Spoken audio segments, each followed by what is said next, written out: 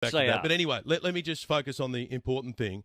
Surely, as part of the Uluru Statement, we have a voice, we have treaty, we have truth-telling.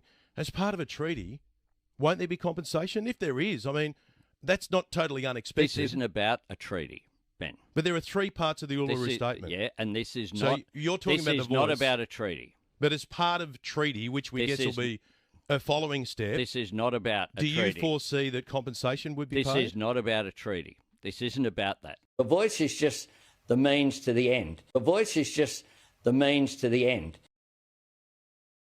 It's Friday, Friday, gotta get down on Friday. Everybody's looking forward to the weekend, Friday, Friday, getting down on Friday.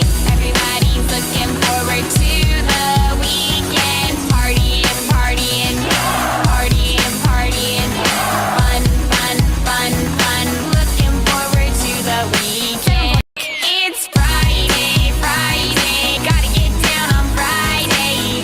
Everybody's looking forward to the weekend, Friday, Friday, getting down on Friday. Everybody's looking forward to the weekend, partying, partying, partying, partying, fun, fun, fun, fun, looking forward to the weekend. The voice is just the means to the end. Well, First Nations people are marking two significant anniversaries today. It's Sorry Day and the day the Uluru Statement was delivered. 5 years later, the new Prime Minister has committed full support for the Uluru Statement, a blueprint carefully crafted as a message to the public. And to explain the statement, we're joined by Uluru Statement campaigners and absolute superstars, Tila Reid and Thomas Mayer. Thank you so much for joining us on Studio 10. OK, the statement was written after years of consultation, travel in the communities to come up with this statement. It's broken down into three parts. What are the three parts? The three parts are voice, treaty, truth. And in that sequence, and we have to remember as well, the Uluru Statement's not the first petition, but here we are talking about the Uluru Statement because what was different is we invited the Australian people on this journey. The campaign has gone directly to the people to call the politicians to account. So it's a grassroots campaign. So the truth element is truth-telling. Yes. And to kind of set history right, so it's not just through a pre-colonised lens, I guess. Well, it's a roadmap to reckoning. And the process and the steps towards that is ensuring that First Nations voices are heard.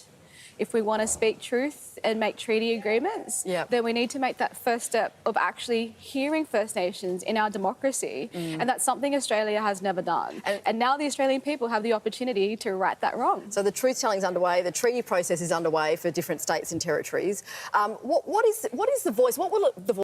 Well, yes, this is from the Daily Telegraph. James Campbell reports that one of Anthony Albanese's members of his referendum engagement group is not only describing Australia as a nation without a soul, but Tila Reid, who is also a lawyer and academic, is saying this is going to be the first step, the voice, in redistributing power. And that's a direct quote, the first step in redistributing power. Asking Australians to, quote, pay the rent with, again, quote, reparations and compensation. You know, this is the first step. It's a vital step. Pay the rent, for example. You know, how do we do that in a way that is transparent and that it actually sees reparations and compensation to Aboriginal and Torres Strait Islander people? The power in the voice is that it creates the ability for First Nations to go forth with coherent positions on what legislation needs to be created, what legislation needs to be amended, and punish politicians that ignore our advice.